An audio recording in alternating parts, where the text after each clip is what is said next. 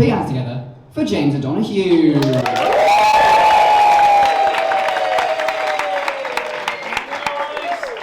Alright lads! How you doing?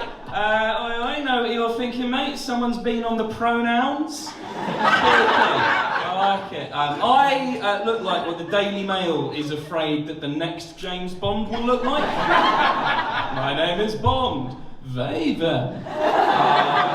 I look, you remember those propaganda posters from World War II? You know, Rosie the Riveter, you know, like we can do it. I look like that if the war had gone on for like 3 more months. You can do it. Eat your neighbour's cat. It's good protein. I look like I'm bored of explaining who Sam Smith is to your Brexit voting arm. I look like what you look like, sir, when no one else is in the house. Stop sending me those photos. No, you have to stop. You're fucking sick. It's nice to be here. I'm going to start properly with an impression. The impression's Donald Trump. Any fans in?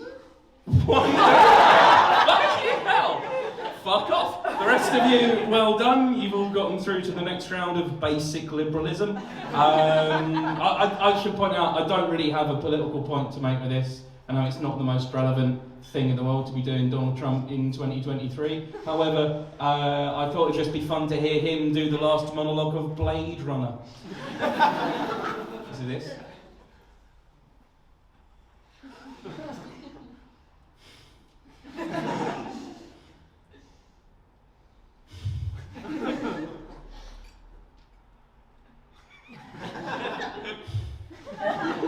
Okay, let me tell you folks, I've seen things you people wouldn't believe. Okay, I've seen the best things, I've got amazing vision. I've seen attack ships on fire at the shoulder of Orion. We don't make good attack ships anymore, it's true we don't, they're all made in China. I've seen C-beams glisten at the Tannhauser Gate. You're gonna love your gate. You're going to be so proud of your gate. We're going to build the gate, and Harrison Ford is going to pay for it. All these things, folks, all these things, you know the things, you know the things, you know the things, you know the things. I'm talking about all the things, folks. I've got some things. I've got some people are saying I've got the best things, folks. That's fine. You can say that. You can say that. You can report that. Okay, that's not fake news. But I'm talking about all the things, folks, all the things will fade in time. They're fading fast. They're fading, bye-bye. They're fading like Ron DeSanctimonious on a Twitter space. Very sad, you have to see it. Some of you haven't been keeping up to date with the Republican National Convention. Very sad for you. This bit would work a lot better if you read a fucking newspaper. All these things, folks, all these things will fade in time like tears in rain. Time to die. Sad.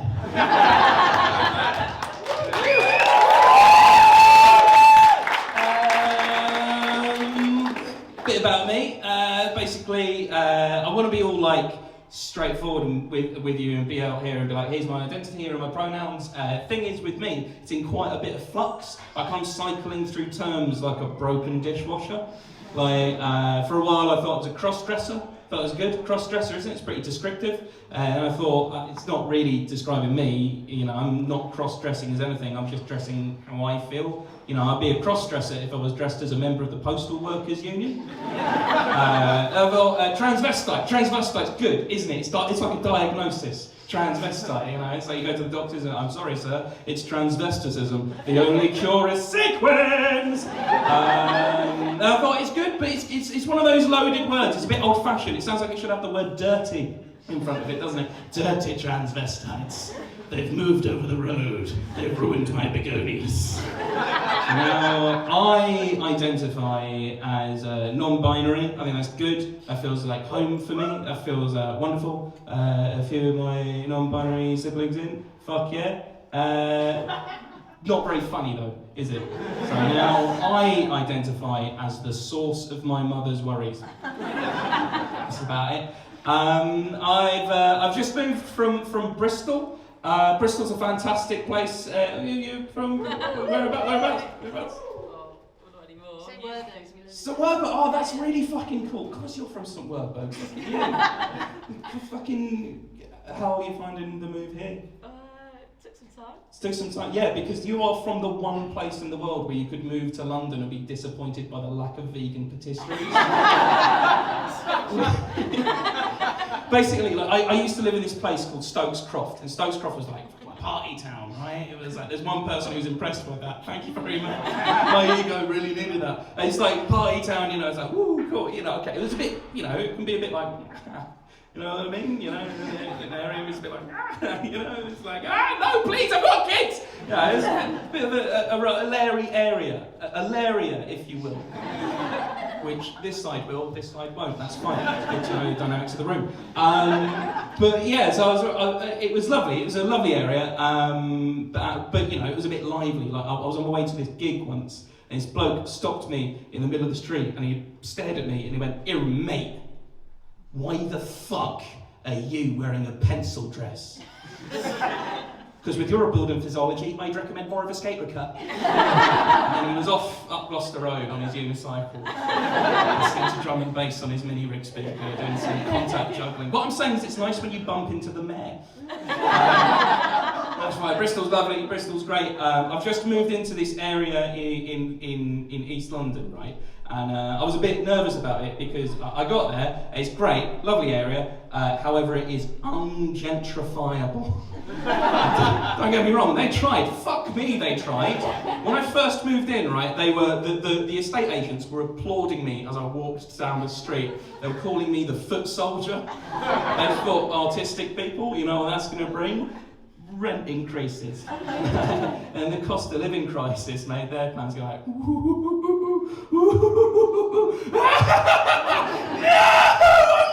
ruined! So it's a bit fucked there at the moment. When I first moved in, there was a billboard opposite my window that said it was like for like crypto and NFTs and like mad financial shit. You know, it was just like, hey, boss, bitch, girl, boss, cunt.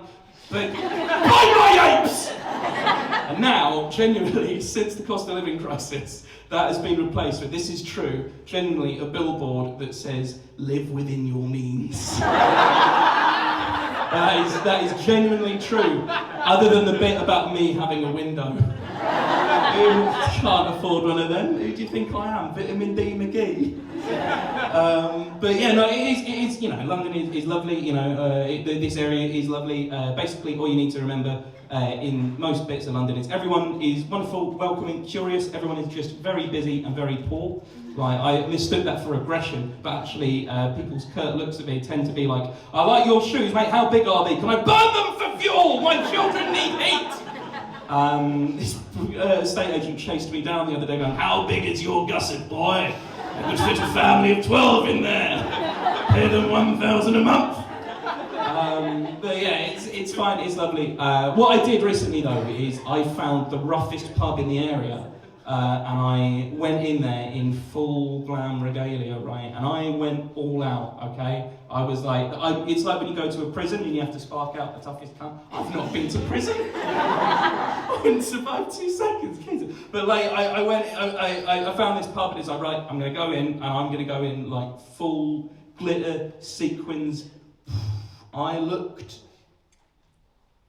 too much. It was too much. I misread the situation. I was wearing heels that were slightly too high and I tripped and I hit the ground with so much force that there was a plume of like makeup and glitter and sequins.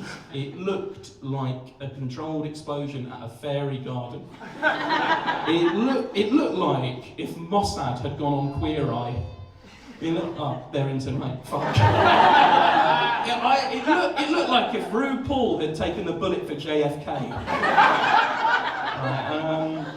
I dusted myself up, went to the bathroom, went to the urinals, as is my constitutional right. And this bloke came up to me and he like loomed over me and he went, "Oi mate, And I thought, you don't sound like one of my friends. I went, oi, mate, why the fuck are you wearing a dress? So I looked at him, dead in the eyes, and I said, look, I'm non-binary. I don't believe in a strict gender-conforming role for myself. I don't believe in one for you. I seek to liberate people from any societal shackles that they might feel bound to in terms of gender.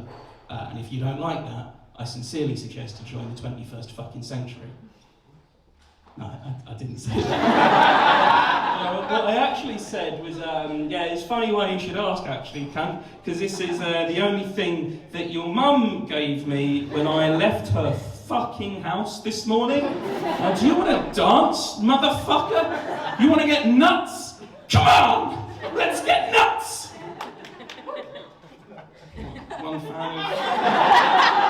One fan of Michael Keaton's Batman. I don't appreciate the reference. The rest of you, read a newspaper and watch bad films from the 80s. I didn't say that either, because what I actually said was, yeah, because he was a lot bigger than me. But it's nice, it's nice. It's nice, London's nice, it's fine, it's all good. It's nice. It's nice. What's happened here is I've forgotten my punchline. And I'm hoping that if I go, it's nice, something will load up. I'm going to be honest with you, it's not working.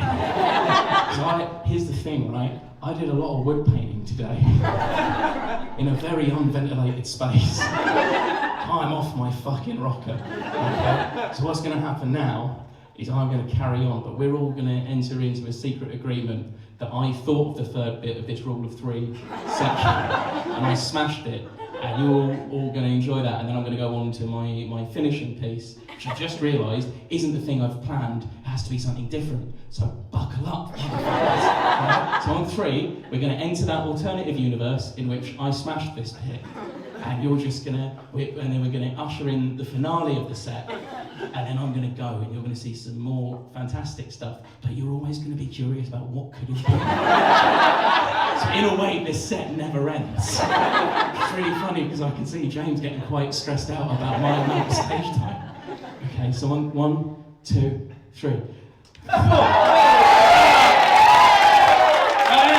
the French guy said, oh, where are the eight? Yeah, so I'm in a weird point in my career, basically, where I am trying to get into that lucrative satirical impressions market. I opened with Donald Trump, thought it was fun. Problem is, right, anyone that there is to do an impression of, I fucking hate. Right, okay, this happened the other day. I keep saying this generally happened. Everything I've talked about generally happened, but I sound so untrustworthy. This generally happened, right? The rest of it, fucking bollocks. All this, no, this isn't being non-binary, this is hay fever and I'm willing to improvise.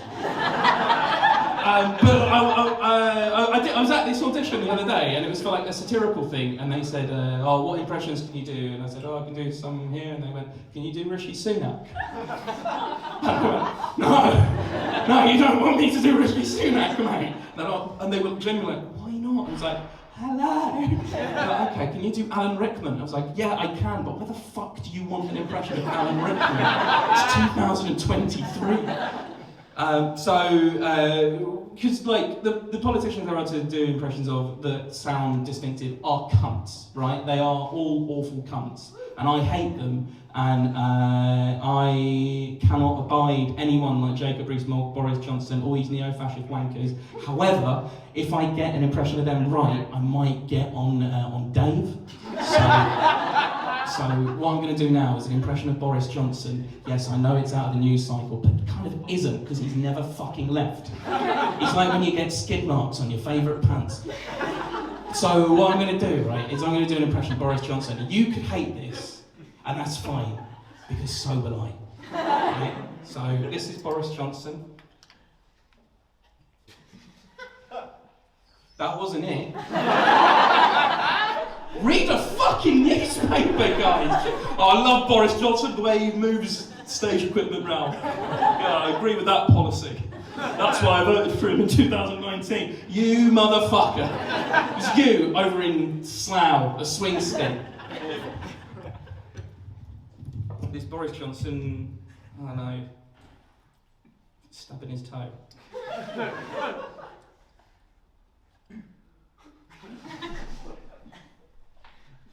God. Sorry, it's really unprofessional. I'm so sorry, James. I hate him so much. Dave, right? Yeah.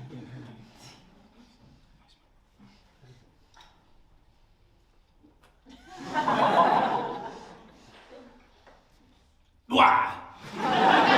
Yeah, wah! What? Oh, for fuck's sake. I could do anything with this time, right? With this, right? Have you seen the size of James? What's he going to do? Wrestle me off the stage? I don't think so. I could, look, genuinely, I could do, with the gifts Yahweh has bestowed on me, I could be up here doing an impression of something you might like. I could do anything. I could do Nicolas Cage singing the works of Kate Bush. That'd be better than Boris fucking Johnson, right? Him going, if I only could, I'd make a deal with God, and I'd get him to swap our faces. Yeah, did you think that film where he swapped his face with someone? Yeah. What was that one called again? Ghost Rider 2, yeah. Swapped his face with the skeletons, it's scary. I could do anything. I could do an impression of David Bowie in a Wetherspoons, right? Yeah, him alive and well, going, this is a good selection of local ales, and they're at very reasonable prices. Right? Or fucking Louis Theroux interviewing a family of grizzly bears. That's better than Boris fucking Johnson. I was spending time with a family of North American grizzlies. Are you okay? What are we doing? Are we eating honey? Oh, I feel like this is making you angry. You getting angry? They were getting angry. It was time to leave. I could do fucking anything. I could do an impression, right, of Graham Norton from the time that he came back from the war in Vietnam. Remember that? When Graham Norton came on TV after the war crimes that he saw and the many that he perpetrated, mind. History has whitewashed that fucking criminal, and he came out on TV. Why did they send him? They sent a light entertainer to do a soldier's job. He came out on TV and he went, tonight on the show we have an amazing lineup, ladies and gentlemen, from Broadchurch. Now, the thing about the Viet Cong is they weren't just in the trees, they were at the trees. I could do fucking... I could do an impression of how the World War II air raid siren started life as a camp man receiving interesting news.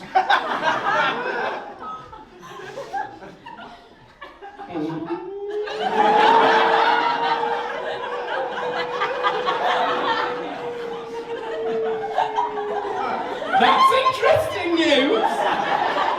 But that's not gonna get me on BritBox now, is it? You guys have been an absolute treat. Keep buying stuff from Bart. I've been James O'Donoghue. I'm going to hand you back to the fun of James Acker.